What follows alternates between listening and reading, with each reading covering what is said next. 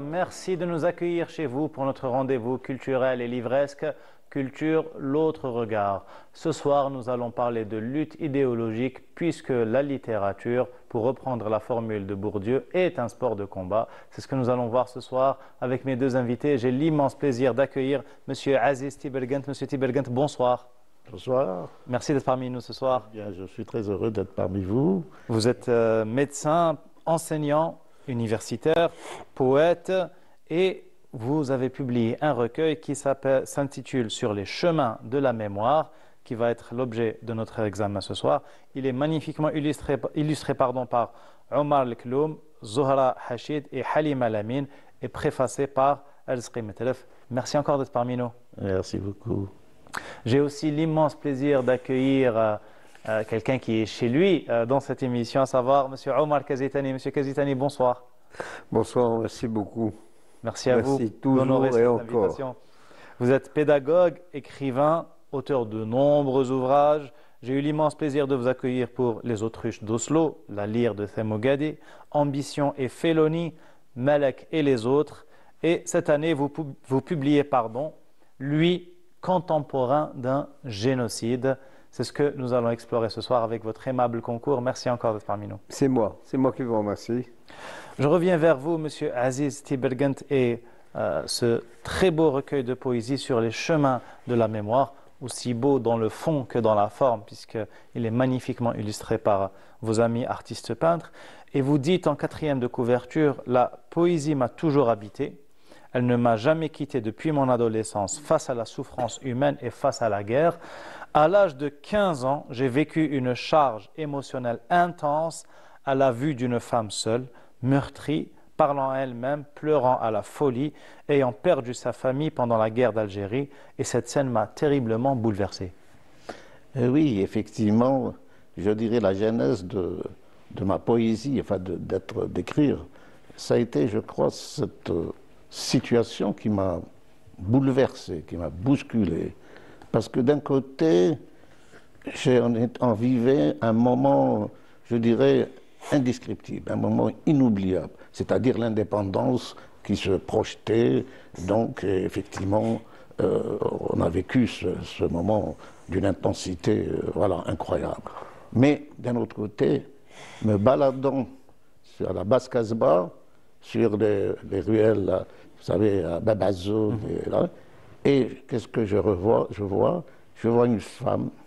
une femme, disons, qui est dans un état meurtri, absente, ailleurs, et des enfants autour d'elle. Et elle parlait comme ça, toute seule. Et moi, cette image, cette situation, comme je vous l'ai dit, ça m'a bouleversé terriblement. Rentrant à la maison, j'étais lycéen à l'époque, eh bien, ma première, je dirais, action, ça a été de prendre mon cahier d'écolier, j'avais un cahier, et dans lequel j'écrivais, et j'ai écrit le premier poème. Est-ce que c'est toujours le même qui figure dans le recueil? Si vous permettez, on va... Non, vous avez raison, vous avez raison. Et ça m'a, je vais vous dire une chose, j'ai subi plusieurs exils, plusieurs exils. Je suis un homme exilé. Pas exilé dans la pensée, mais exilé sur le plan, je dirais. Et donc, j'avais trimballé ce cahier. Je l'avais trimballé partout, c'est-à-dire. Et dernièrement, j'ai cherché, j'ai pas trouvé des photos auxquelles j'ai tenu. Vraiment quelque chose qui comment dirais-je, qui font partie de ma vie, de ma mémoire. Et ce cahier, je pense peut-être le retrouver dans une cave. Mais aujourd'hui, alors qu'est-ce que j'ai fait? J'avais, si vous voulez, parce que c'est dans ma tête, elle est inscrite, elle est photographiée, cette image. Et donc, en me rappelant finalement les éléments constitutifs du poème, j'ai repris. Et je pense être à peut-être 80-70% fidèle au premier jet, j'allais dire, au premier poème que j'avais écrit à l'âge de 15 ans. Là. Et cette reconstitution s'appelle Femme, guerre et folie, dans laquelle vous dites « Aussi vieux que mon cahier d'écolier, Mon premier poème, mon premier alphabet est né. Des années de guerre, traces cursives sur feuilles jaunies, noyées dans l'encre de Chine, restent mes fidèles témoins. Grains de mémoire indélébile, ont semé en moi la rage d'écrire, ma douleur, ma souffrance, l'indicible colère et ma téméraire révolte. Femme d'un âge mûri par le désespoir, esselée, avachie, blottie dans un coin de rue, l'esprit ailleurs, le sein nu donné au sien, vous étreint de son regard de douleur. Femme solitaire, meurtrie, trou béant dans sa mémoire, regard perdu dans le silence de la nuit, scrute le ciel en feu. Yeux en détresse, pleure à la folie, sa terre brûlée, son village incendié, les hommes torturés, assassinés, les filles violées, les enfants disparus. Femme, tes enfants partis ne reviennent plus, sont mortes au maquis. Femme, entends-tu les cris de joie, les chants des montagnes, des villes et des villages, des qsours et des douars, entends-tu les youyous, ces cris de victoire? Femme, libère-toi de la folie, cet ultime refuge, sois belle aujourd'hui, sois de la fête aujourd'hui, ces jours d'espoir, de rêve et de gloire, jour de libération, le 5 juillet, Algérie libérée. Je vous prie de m'excuser. C'est un très beau poème. Je tenais à le faire découvrir à nos chers. Quand vous l'avez lu, ça m'a, vous voyez, ça, une fois encore, même si la situation a changé, eh bien, une grande émotion m'a parcouru. Oui, c'est une trace, justement, comme vous l'avez fait si bien dit, indélébile. Et puis il y a un thème qui revient souvent dans votre recueil, c'est celui de l'errance. Vous dites par exemple dans un poème, j'ai erré avec mes mots d'errance. C'est un peu comme si les mots vous ont tenu compagnie justement. Ouais. Vous dites, j'ai erré dans les calligraphies du qalem et scruté les gestes du scribe. J'ai erré dans les arabesques des mots et découvert le sens de la vie. J'ai erré dans l'imaginaire de l'art et me suis saoulé du beau et du savoir. Oui, c'est-à-dire, vous savez, quand, enfin ma génération, ou peut-être, c'est qu'on a eu quand même la chance, même si on a vécu dans une période de misère intense, parce que je ne vais pas vous raconter tout ça, mais on a pu glaner des choses par-ci, par-là. Eh bien, on a glané, par exemple, d'abord notre propre histoire, c'est-à-dire tout ce qui a le mouvement national, le mouvement, etc. Mes parents, la ferveur révolutionnaire, bien sûr. Et d'un autre côté, il faut être honnête, on était à l'école française, républicaine, où des enseignants, certains enseignants étaient vraiment, je dirais, des missionnaires au sens de, disons, d'éducation. Donc on a quand même été ouvert finalement à certaines choses, comment dirais-je, sur le plan littéraire, sur le plan philosophique, etc. Par exemple, on a appris Victor Hugo, Verlaine, Rimbaud, etc. Et ça a été quand même quelque chose. D'un autre côté, effectivement, on a glané quelque peu, il faut dire honnêtement, parce que dans ma vie personnelle, ça a été un peu une coupure, comment dirais-je, de la culture arabe, d'accord, et de la culture amazigh. Voilà, donc tout ça, et comme on avait une vision à l'époque, nous jeunes, en tout cas de Bab el Oued, on avait une vision quand même très ouverte sur l'international, sur ce qui se passe dans le monde. On était vraiment tout un groupe qui discute, qui réfléchit, et à l'époque on a fait même un peu de théâtre, on a fait de la musique, etc. Et donc tout ça, aussi par rapport au parcours. J'ai vécu effectivement à Alger, j'ai fait du volontariat dans le sud, j'ai enseigné ailleurs, j'ai enseigné à Paris, etc. J'étais aux États-Unis, etc. J'étais aussi membre de l'Organisation mondiale de la santé dans les pays arabes. Donc tout ça, ces regards, ces rencontres, ces découvertes, si vous voulez, vous imbibent, vous laissent une trace. Cette trace, effectivement, elle peut être très enrichissante, vraiment très ouverte, surtout. Oui, et en même temps, il y a des choses qui vous bouleversent toujours, que vous devez justement lutter contre. Hein, le racisme, voilà, ces choses-là, le manque de liberté, le manque de soucis, etc., l'intolérance, etc. Voilà, donc tout ça forge finalement la personne. Et moi, j'ai été irrigué par toutes ces choses-là. Voilà. Vous luttez aussi contre, vous avez parlé de racisme et de réaction, et vous dites dans un poème justement, on est plongé en plein dedans et on le vit au quotidien depuis presque 16 mois aujourd'hui. Vous dites, j'accuse les mots habités par la haine, j'accuse les faiseurs de mots habités par la haine, mutilés du sens humain, projetés contre les faibles, les boucs émissaires. Les mal logés, les sans-abri, les sans-travail, les sans-parole, les vieilles personnes, le peuple des bons lieux, des cités ouvrières, du bled et des douars. J'accuse ces penseurs de la haine, courtisans des rois médiatiques, journaleux véreux, experts en tout genre qu'on voit dégoiser leur venin sur la Palestine, moralisateurs, donneurs de leçons, à la solde du pouvoir et de l'argent. Ils inondent les écrans cathodiques pour nous dire que l'entité sioniste a le droit de se défendre, de leurs fabulations et mensonges. Invités dans les résidences de luxe, dans les hôtels particuliers, jouent dans la cour des riches, jettent leurs mots assassins, leur mépris sur les autres, leur orgueil et leur ego, leur arrogance et leur violence, sèment troubles et désordres. J'accuse, pas de tolérance pour ces semeurs de haine qui désignent les boucs émissaires, se servent de leur posture publique pour armer les bras assassins et pour donner bonne conscience aux génocidaires. Oui, là c'est aussi... D'ailleurs, j'ai écrit ça, même avant, c'est-à-dire...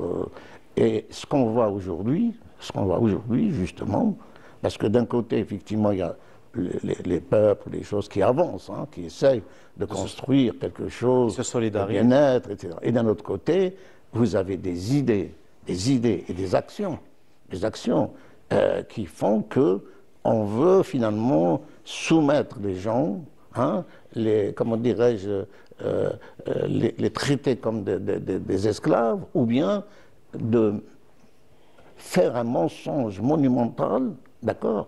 On le voit par exemple aujourd'hui sur la Palestine, mais c'est incroyable. Un pays comme la France, je ne parle pas du côté colonisation, ça c'est clair, c'est un pays qui nous a... Mais d'un autre côté, il y a eu des intellectuels, il y a eu des penseurs, il y a eu des philosophies, des concepts révolutionnaires, et il y a eu quand même la Révolution française, avec tout ce qu'elle a cherché. Il y a eu les Lumières. Comme, voilà, les droits de l'homme, etc. Il y a eu Rousseau. Et quand on voit même des personnes qui sont engagées pour la libération de notre pays, etc., c'est quelque chose de formidable. Et aujourd'hui, qu'est-ce qu'on constate? On constate que toute cette, comment dirais-je, qu'on voit dans les écrans, dans les télévisions, dans les journaux, c'est des journalistes, des experts, de ceux-ci, voilà, qui sont effectivement, qui connaissent tout, qui maîtrisent tout, etc., et qui nous dictent des mensonges fabuleux, des choses inimaginables. Voilà, et ça vraiment c'est blessant, parce que ça essaye finalement d'aliéner les gens, de les soumettre à leur idéologie, comment dirais-je, mortifère, et de vouloir finalement asseoir à l'échelle européenne, à l'échelle même mondiale, un système totalitaire, et qui se dit qui est démocratique. Alors qu'on voit que c'est un système totalitaire, nous n'allons qu'à voir ce que dit Trump, etc. C'est clair. Donc finalement, voilà, il ne faut pas qu'on tombe dans ce piège et que nous devons nous armer intellectuellement, parce que c'est une guerre idéologique, intellectuelle, etc., pour que nos peuples, et surtout qui viennent de sortir du colonialisme etc., de la soumission, pour faire face et pour construire un univers, un monde de bonté, un monde de beauté, un monde d'entraide, de solidarité, de liberté, voilà, et de paix, la paix. C'est d'ailleurs l'horizon sur lequel débouche votre recueil. On va y revenir et on va continuer son exploration. Cependant, si vous permettez, je me tourne vers votre confrère, Omar Kazitani, puisqu'on parle de génocide. Justement, votre dernier roman s'intitule, lui, Contemporain d'un génocide. Alors, commençons par le commencement. Qui est celui énigmatique, pardon, et qui est presque, qui rappelle un peu Mouzil, l'homme sans qualité, et qui petit à petit va, sous vos traits, va prendre un peu plus consistance? Je n'ai rien trouvé de mieux que lui, nous. En chacun de nous, il y a ce lui. Et j'ai utilisé le lui pour laisser au lecteur le loisir de s'identifier ou de dénigrer ou de refuser. Lui a une très forte personnalité et lui est aussi impersonnel. C'est une énigme qui va servir la trame narrative. C'est une énigme qui va servir à une procédure de réflexion, une procédure de position, de prise de position.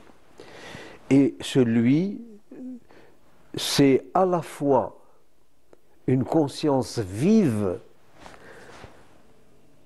un révolté, et c'est surtout le ressenti de tous ceux qui vivent cette injustice. Voilà qui est lui. Et vous dites dans l'avant-propos de votre roman, comment briser les habitudes lorsque l'effort pour y échapper devient lui-même une routine? Bien oui. Oui, ça dénote d'une incapacité, d'un manque de volonté. Comment briser ou comment mettre un terme aux habitus? Comment peut-on le faire? Lorsque nous nous plions aux exigences quotidiennes qui nous briment, qui nous accaparent, Nous aliène? qui nous aliènent. C'est cette aliénation, justement. Comment briser tout cela? Mais si on avait trouvé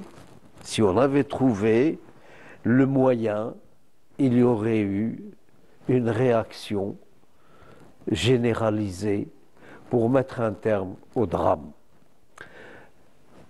Nous n'avons pas encore réussi, malheureusement, et je suis toujours très curieux de lire vos publications. Nous n'avons pas encore trouvé ce moyen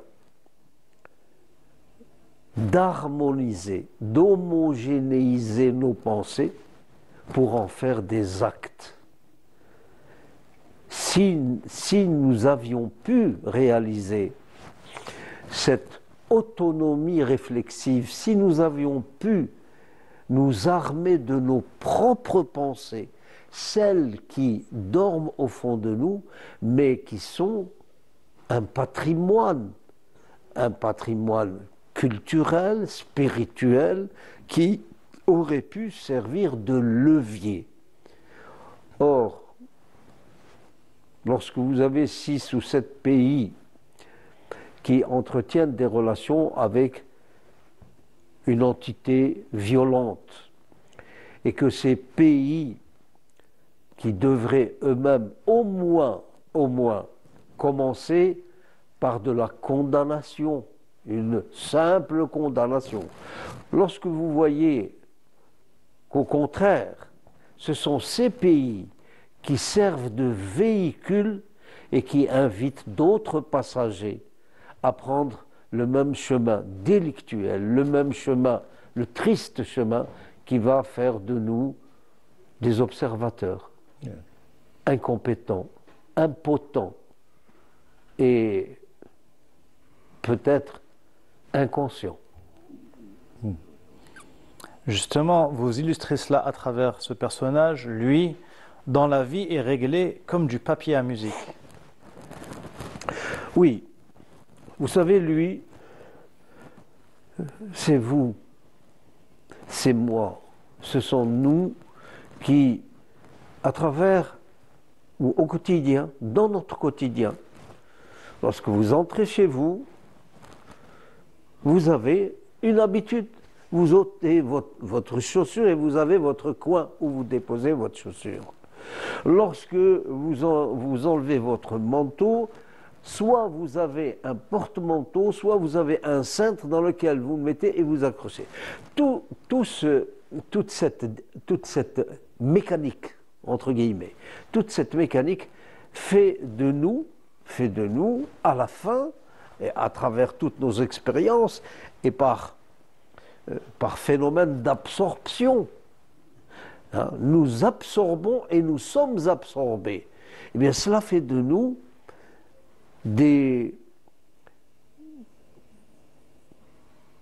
ça nous conduit vers des chemins dans lesquels nous nous complaisons. Et pour sortir de la complaisance, il faut se faire violence. Et pour se faire violence, il faut avoir les moyens de se faire violence. Et quand on a les moyens de se faire violence, on devient violent. Et nous ne nous en sortirons qu'en suivant ce cheminement de la paix vers une autre paix. Justement, la machine se détraque, puisque il est plongé dans son habitus, comme dit si bien, et la machine se détraque avec le déluge d'Al-Aqsa, qui a révolutionné la vie de nombreuses personnes, qui a ouvert les yeux de nombreuses personnes, et en parallèle justement à ces préoccupations quotidiennes et professionnelles, ce génocide qui se déroule sous nos yeux et qui menace, c'est un peu ça aussi la réflexion que vous faites, qui menace de devenir une habitude, c'est-à-dire qu'on va regarder ces images comme on regarde d'autres informations, on va protester par habitude, on va faire mine de s'indigner par habitude, et en dernière instance, ce qui semblait être la brisure d'une routine, ce qui semblait être quelque chose qui va relever du militantisme, se banalise, et entre lui aussi, c'est ce que les experts appellent le seuil de sensibilité, c'est-à-dire que petit à petit, on a commencé à s'habituer au massacre. Je suis triste de vous dire de vous dire mes pensées. Je suis triste. Je suivais les émissions et même les stories, tout ce qui concernait ce génocide. Je les suivais assidûment. Je commence à baisser de rythme. Je suivais le Soudan. Alors là, j'ai carrément occulté. Perdu de vue. Non, je les ai occultés. Parce qu'ils ont normalisé, en plus. Maintenant, pour revenir au génocide. Mais vous vous rendez compte, 75 ans. Nous, ce fut plus.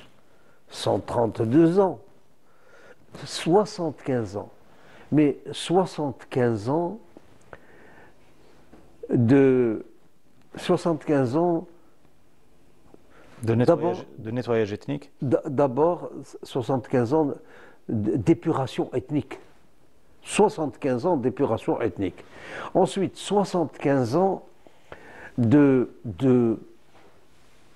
haine et de destruction et d'assassinat, de mesures violentes, coercitives et de délégation, carrément. Après 75 ans, on parle de génocide. On ne pouvait pas trouver autre réaction de la part de l'armée la plus morale du monde, du pays le plus démocratique du monde. La seule démocratie au Moyen-Orient. Exactement, la seule démocratie. On ne pouvait pas attendre moins que cela. Des jeunes avec des moyens de transport artisanaux, avec une horlogerie précise, avec des fusils presque de chasse, ont semé le doute, le désordre et le doute. Réaction. Ce n'est pas une réaction normale à laquelle on s'attendait, bien entendu. Mais c'est une atteinte à, entre guillemets, l'honorabilité de la meute, à la puissance de feu, Au mythe aussi de... exactement, atteinte, et moi j'aime beaucoup les mythes, atteinte au mythe de l'invincibilité. Alors, quand on détruit un mythe, ceux qui vivaient de ce mythe se voient anéantis. Et eux qui croyaient en leur force, cet anéantissement produit le désir d'anéantir autrui. Et c'est ce que se passe maintenant avec le génocide. Oui, c'est ce mécanisme-là que vous révélez à merveille. On va y revenir.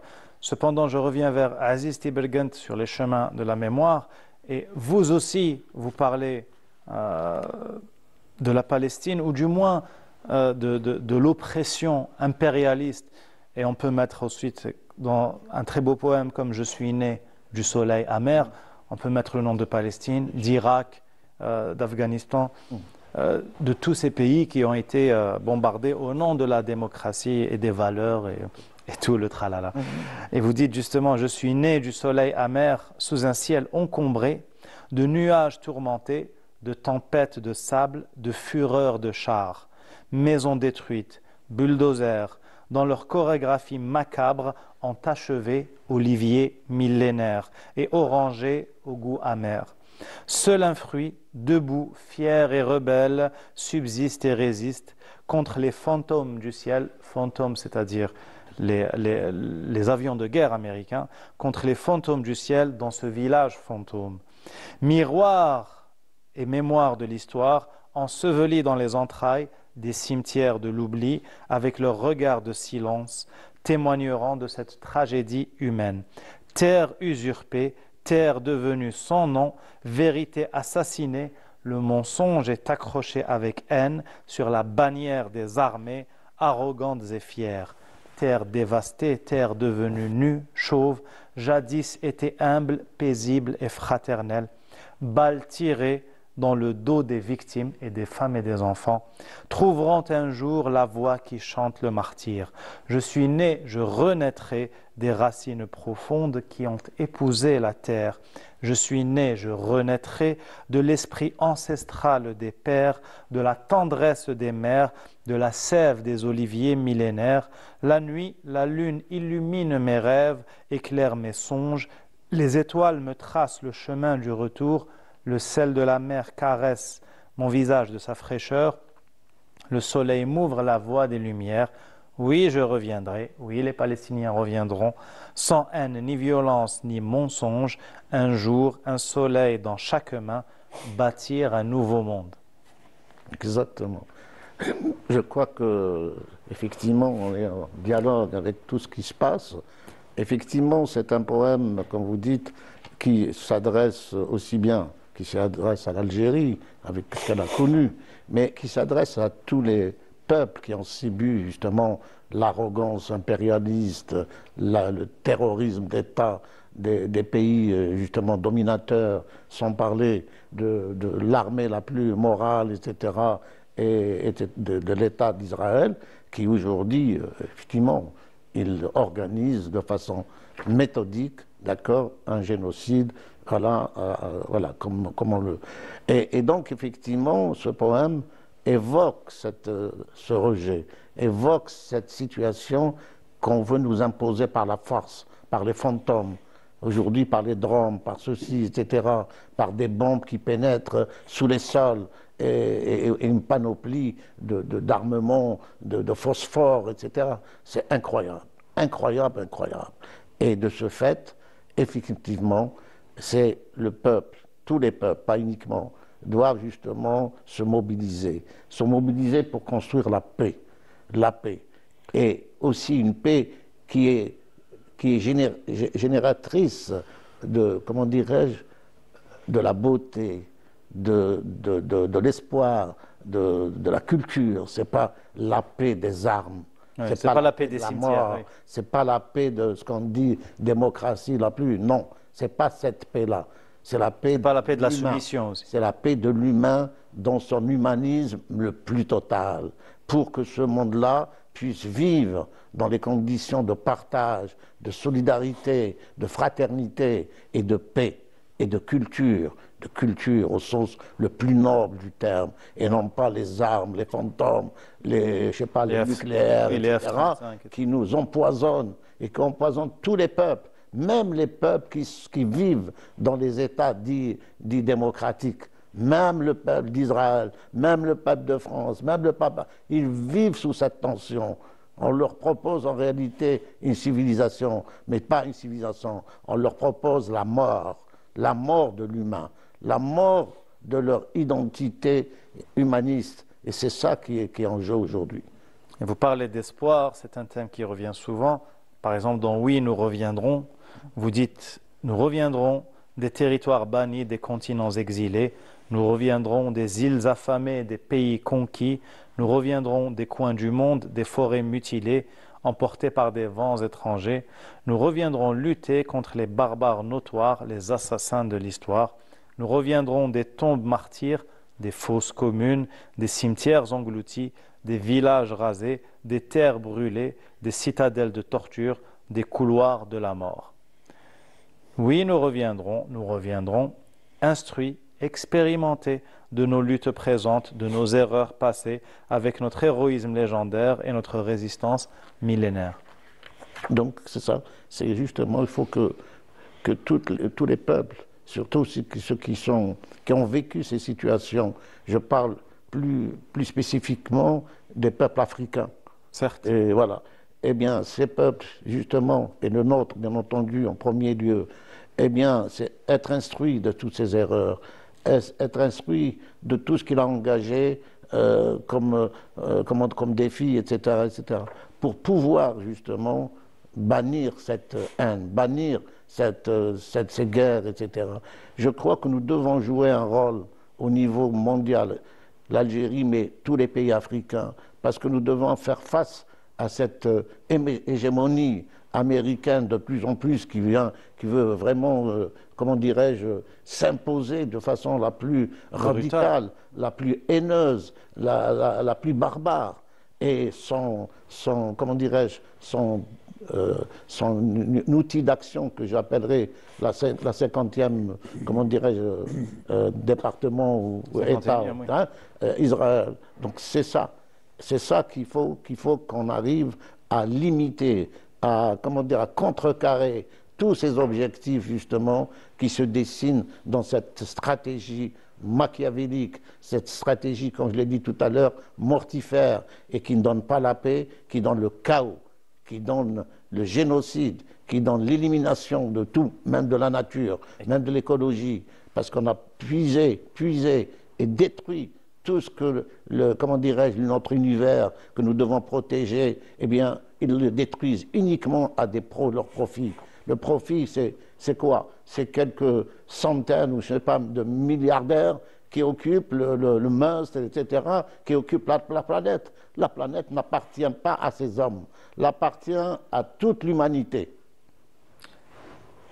Alors vous avez parlé de tout ça, elle promet aussi l'asservissement, la paupérisation, et nous avons vécu cela, nous autres qu'on appelait Yaouled, et que vous évoquez dans ce poème, l'enfant cireur, sur la place publique, agenouillé à même le sol, Yaouled l'enfant cireur, prie pour qu'un client se présente, femme distinguée, vieille élégante, roumé enrichi, homme de fortune, bourgeois de la coloniale, ses cirages, ses brosses et ses chiffons sont prêts à sortir de son atelier en boîte, comme un oiseau libéré de sa cage. Enfant cireur, le sourire innocent, chéchia rouge, un soleil sur la tête, Gandora froissé de son baptême, habille son corps vécu comme un anathème. Enfant cireur, en guenille, pieds nus courts, d'un bout à l'autre de la ville, le regard triste perdu dans le vent, sans repère, scrute chaque jour le moment de tourment. Yaouled, Yaouled, ce cri le réveil de son songe, le geste vif, court comme un djinn, libère son génie. Pour quelques sous, fait briller le cuir, astique les chaussures. La nuit, la lune se lève, dans l'ombre et les ténèbres, le froid règne en silence, la rue se vide, l'enfant cireur part, le rêve enfoui dans la tête. Épuisé par la faim et la misère, la boîte en bandoulière rentre fière partagée avec la fratrie et sa mère, la galette chaude du soir. Le matin tôt, il repart pour vivre la même histoire. Oui, ça c'est... Aujourd'hui, heureusement que ces choses-là ont disparu, mais moi, dans mon enfance, et surtout, je me rappelle bien le square maintenant, square Port Saïd, à l'époque on appelle le square Nelson. Et là, il y avait devant l'opéra d'Alger à l'époque, eh bien, il y avait des enfants, et aussi même à la place... aujourd'hui, la place de, comment dirais-je, des martyrs, etc., des enfants avec leur... C'est pour ça que j'appelais ça l'atelier, parce qu'ils avaient une boîte en bois comme ça, avec une espèce de ficelle ou de corde, et ils couraient pieds nus, etc., pour aller cirer les chaussures. C'était une espèce de dessin comme ça, une chorégraphie de ces jeunes, qui avaient 12 ans, 13 ans, 14 ans, voilà. Et le monsieur qui arrive, ou la dame, bien sûr, bien habillée, bien maquillée, bien, comment dirais-je, avec tous ses bijoux, etc. Et accroupi. Ça m'a vraiment... voilà, c'est frappant d'être comme ça, un enfant. Moi, j'étais un enfant, je vivais la misère aussi, on n'était pas une famille, des trucs, mais moi, j'avais cette chance d'aller à l'école et de comprendre les choses. Voilà, c'est ça la différence, c'est que l'éducation, c'est-à-dire l'école, finalement, m'a soustrait de ça. Et m'a donné un regard sur ce qui se passe. Je peux raconter des tas de choses. Oui. Comprendre ce qui se passe, justement, avoir ce regard introspectif, c'est ce que commence à vivre lui avec son épouse, et avec laquelle il va revenir sur les différents épisodes de l'occupation sioniste en Palestine. Et vous revenez sur plusieurs épisodes qui révèlent l'arrogance de l'entité sioniste, notamment cette arrogance qui déborde sur les autres pays, fruit parfois de leur manque de combativité, on va formuler ça comme ça. Vous mentionnez par exemple le bombardement de l'OLP en Tunisie, oui, en 1985, et ça rappelle d'ailleurs que nous avions reçu l'OLP à Alger, que l'aviation sioniste menaçait de faire de même, mais que l'aviation algérienne lui avait tenu la dragée haute et l'avait obligé à faire demi-tour. Et il y a un passage très caractéristique de ces débats entre lui et son épouse, oui. Lorsqu'il s'agit finalement de décider, est-ce qu'il s'agit d'un génocide? Et lui explique très bien, il explique à son épouse, il lui dit d'accord, meurtre de membres d'un groupe ethnique, oui, on y est. Atteinte grave à l'intégrité physique ou mentale des membres de ce groupe ethnique, oui. Soumission intentionnelle du groupe à des conditions d'existence devant entraîner sa destruction physique totale ou partielle, oui. D'ailleurs, c'est même avoué. Mesures visant à entraver les naissances au sein du groupe, on détruit les hôpitaux. Transfert forcé d'enfants du groupe à un autre groupe, oui. Il coche toutes les cases. Et pourtant, on continue dans les médias à éviter ce mot comme la peste. Alors, rapidement. Bien sûr. Ça a commencé par la table. La dame a une table, elle est neuve, elle est propre, et tous les matins, tous les jours, mais il lui dit, mais elle est propre, elle est neuve. Mais je recommence. Ah, le recommencement. C'est le mot de recommencement qui fait ce récit.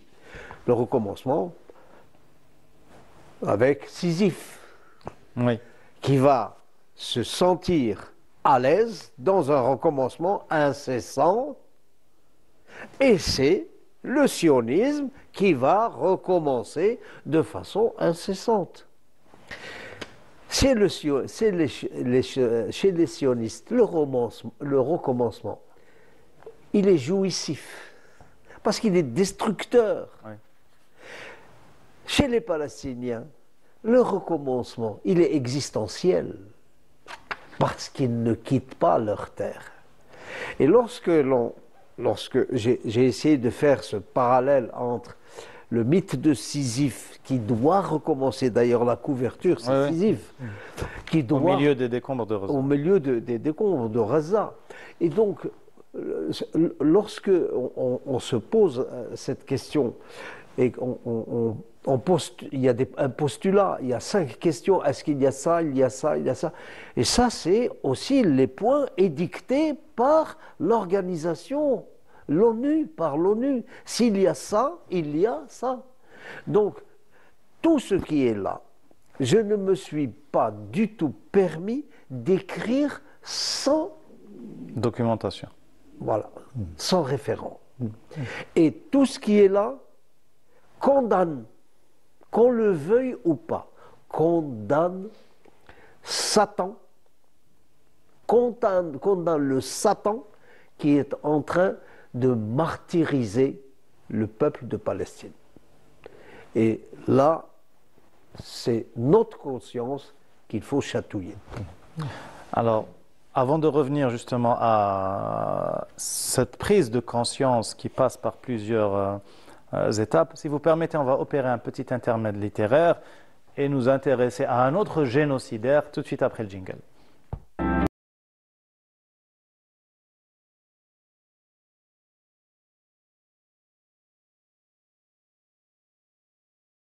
Les Menahem Begin, on voit aujourd'hui à l'œuvre Netanyahou. Nous avons eu affaire, nous autres Algériens, à de nombreux génocidaires, Bugeaud, Pélissier, et puis celui dont Victor Hugo disait qu'il avait les états de service d'un chacal, et à qui François Maspero, l'écrivain et l'éditeur révolutionnaire, avait consacré un ouvrage, L'honneur de Saint-Arnaud. L'honneur est évidemment pris au sens ironique, puisqu'il nous dit d'ailleurs, Saint-Arnaud n'est pas un cas unique, et j'aurais pu, c'est François Maspero qui parle, certes en choisir d'autres. On trouvera dans cette chronique plus d'un de ses pairs, c'est-à-dire PAIR, de ses collègues, auteurs comme lui de crimes contre l'humanité au nom de la grandeur de son pays et pour le plus grand profit de sa fortune personnelle. En ce qui concerne la conquête de l'Algérie, j'aurais pu rassembler une anthologie. Elle aurait débuté, par exemple, dès 1832 par ces mots de Savary, duc de Rovigo, commandant en chef. Des têtes, apportez des têtes, bouchez les conduites d'eau crevées avec la tête du premier bédouin que vous rencontrerez. Et continuez avec la célèbre consigne de Bugeaud, enfumez-les comme des renards.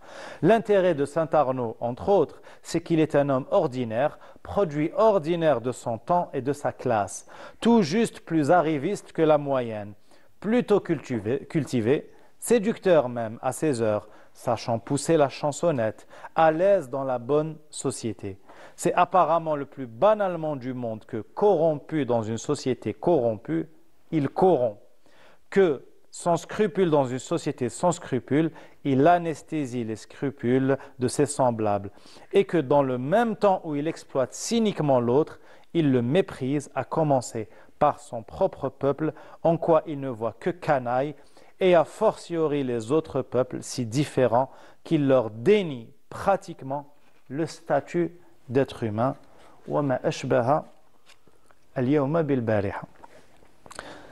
Les génocidaires sont tous pareils, les réactionnaires et les impérialistes sont tous pareils, de Saint-Arnaud à Netanyahou. Et donc lui, on a vu, opère cette prise de conscience, ça passe aussi par la parole. Ce sont de très longues conversations que vous reproduisez avec une audace peu usuelle dans la littérature, au risque parfois de déstabiliser le lecteur. Ce sont de longues conversations avec son épouse et il revient sur des phases clés de cette occupation. Quelque part aussi pour lui-même, c'est un peu une maïotique que vous opérez, c'est-à-dire pour accoucher lui-même j'allais dire, de l'ensemble du drame et non pas seulement du phénomène, j'allais dire, médiatique, que ce n'est pas quelque chose qui a commencé le 7 octobre, que nous nous sommes tus sur cela depuis, comme vous l'avez dit, 75 ans, et que ce n'est qu'avec le côté spectaculaire du massacre qu'enfin on ouvre les yeux. Oui, mais lui oppose au génocide un regard apaisé, coléreux à l'intérieur, mais non haineux. Il parle des génocidaires, il met en exergue leurs actes criminels, mais à aucun moment il n'a dit « nous devrions faire la même chose ». Il a établi le parallèle entre les nazis et les actions des génocidaires, mais il a encouragé la prise de conscience. Il a en quelque sorte, entre guillemets, vomi ses frustrations. Il a souffert d'une indigestion de crimes, de terreur, de viol, de tous ces phénomènes qui détruisent l'humain. Et il avait besoin, pour l'expliciter, il avait besoin de références. Et il cite, et il y a des dates, et il y a des personnes, et Zohra, sa femme, n'est pas quand même une férue d'histoire. Et le voilà, lui, devenir rhéteur, conteur, historien, pour attirer, pour sensibiliser, non pas sa femme uniquement, mais pour se sensibiliser lui-même et pour sensibiliser son entourage et pour dire nous savons ce qui se passe et nous devons réagir. Voilà lui. Et donc en lui, pourquoi il n'y a aucun prénom? Parce que nous pouvons être tous lui. Il y en a qui ont dit nous sommes tous Hebdo. Charlie Hebdo, oui. Charlie Hebdo. Oui. Nous pouvons dire nous sommes tous lui contre le génocide. C'est aussi une réflexion sur le couple, puisque qu'est-ce qu'une vie à deux lorsqu'elle n'est pas cimentée par des engagements pareils? Oui, exactement. Vous avez parlé de l'habitus, on parle couffin, on parle course, on parle machin. De tout, oui. Et on est contemporain d'un génocide, et certains... Alors pourquoi ai-je choisi justement... C'est vrai, c'est un couple. Mais c'est un couple qui va parler de quoi? De la table qu'elle essuie. Il lui dit non, l'habitude. Pourquoi manger au salon, le repas, à la cuisine? De quoi? Du boulot. Et voilà que ça commence par ses activités professionnelles où il voulait tout recommencer. Tout révolutionner. Tout révolutionner. Et le dialogue s'engage d'abord avec sa femme sur le plan professionnel. Et elle lui dit, et alors, et tu comptes changer tout cela? Et c'est là qu'intervient l'histoire. Et bien, après 75 ans, les Palestiniens veulent changer. Et cela commence. Le processus de prise de conscience fait suite au processus de questionnement de sa femme, et ils se rejoignent dans un dialogue qui prend forme et qui prend du volume pour ne pas sombrer dans la trivialité. Voilà, les choses les plus simples, les choses qui, à la limite, deviennent ennuyeuses dans un couple. Et votre titre, lui, contemporain d'un génocide, sonne comme une accusation lorsqu'on comprend que lui, finalement, c'est nous tous. Et donc ça devient nous, contemporains d'un génocide. Et c'est cette réflexion que, pris dans nos habitudes quotidiennes, le génocide lui-même devient un épisode parmi tant d'autres de nos activités qu'on regarde en spectateur. Et par conséquent, il y a cette question qui commence de plus en plus à rejaillir chez beaucoup de militants. Que dirons-nous à nos enfants demain lorsque, au lieu de dire lui ou nous, contemporains d'un génocide, ils nous diront vous, contemporains d'un génocide? Comment avez-vous pu laisser faire cela? Alors, où étiez-vous? Que faisiez-vous? oui, Je nettoyais la table pour la énième fois. oui, exactement. Alors, c'est avec beaucoup d'émotion que je me souviens de cette situation. J'ai lu un Palestinien qui a dit « Aujourd'hui, c'est toi, c'est toi et c'est toi. Demain, ce seront nous. Que dirons-nous à nos enfants qui nous diront « Vous avez laissé faire ça ». Et il y a un passage très singulier qui justement ne dédouane pas, ne nous dédouane pas. Nous sommes, qu'on le veuille ou pas, En partie responsable. nous sommes responsables. En partie, il y en a d'autres qui sont responsables Directement. directement. Mais c'est un drame dont il fallait parler. Il y en a qui en ont parlé à la télé, il y en a qui en ont parlé dans leur story, il y en a qui en ont parlé au sein de leur famille.